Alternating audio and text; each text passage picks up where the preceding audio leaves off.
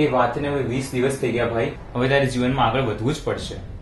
રુદ્ર, આ બધું કહેવું સહેલું છે, પણ જ્યારે તારા પર વીતશે ને ત્યારે તને ખબર પડશે કે કોઈને ભૂલવું કેટલું મુશ્કેલ હોય છે.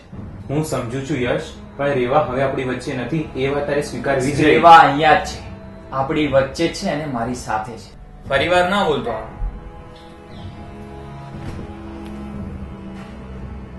યશ આ ગાંડપણ છે. આ તો ગાંઠપણ જ રહેવા દે ને. રેવા સગી બેન હતી મારી આત્માનો અભિન્ન અંગ હતો. એ વાનનો ડ્રાઈવર પણ ભાગી ગયો સાલો. જો મળી ગયો હોત તો ત્યાં જ પતાવી દે. જવા દે ને આ બધું. પણ તું કેમ નારાજ છે? યશ, મારે તને કંઈક કહેવું હતું, ક્યારનું મનમાં હતું, થાય છે આજે કહી જ દઉં. હા બોલ ને. મારે તને હા બોલ ને. રેવા વિશે કહેવું હતું. શું કેવું છે તારે? હું અને રેવા એકબીજાને પ્રેમ કરતા હતા. પાછલા 3 મહિનાથી અમે એકબીજા સાથે જ હતા. શું મજાક કરે છે? સત્ય કહી રહ્યો છું યશ. તે એકવાર રેવાના સેલફોનમાં રામ નામક એક છોકરાનો મેસેજ વાંચ્યો હતો ને, એ રામ હું છું. અમે એકબીજાને લાડથી રામલીલા કહીને સંબોધતા હતા. આ પ્રકારની નીચ હરકત કરતા તમને જરા પણ શરમ ના આવી? આટલું કર્યું તમારા બંને માટે અને તમે જ મારી પીઠ પાછળ આવું કરતા હતા. યશ, જબાન સંભાળીને બોલ. અમે મર્યાદા નથી ઓળંગી. તું બોલીશ જ નહીં.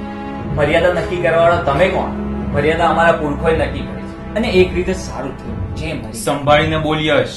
તે તારી ઈચ્છાઓ સંભાળી મિત્ર જોડે આટલો મોટો દગો, એના કરતા તું પણ એની જોડે ઉપર જતો તો સારું થાય. મને હવે એ વાતનું દુઃખ નથી, ગુસ્સો છે. કાશ હું એને મારા એક હાથે શબ્દ ના બોલીશ યશ આગળ. હવે તારા આ જ ગુસ્સાના કારણે તને ક્યારે કહી ના શક્યા. મને તારી પર ઘૃણા થાય છે અને સાથે સાથે શક પણ થાય છે ક્યાંક તે જ એક્સિડન્ટ નથી કરાવ્યો ને. તું તારી આ બેકાર ધારણાઓ લઈને ચાલ્યો ચાલ્યાથી. એ મારી રેવા ખૂબ પ્રેમ કરતો હતો હું એને. એના પર મેં આજ સુધી હાથ નથી ઉપાડ્યો તો એને મારી જ કેવી રીતે શકું? આવા આક્ષેપ કરતા પહેલા તને શરમ ના આવી? આજે મેં મારી બેન સાથે એક મિત્ર બન્યો. તું ચાલ્યો જાય. મારે પણ આવા મિત્ર સાથે નથી રહેવું જે જરા પણ સંવેદનશીલ ના હોય.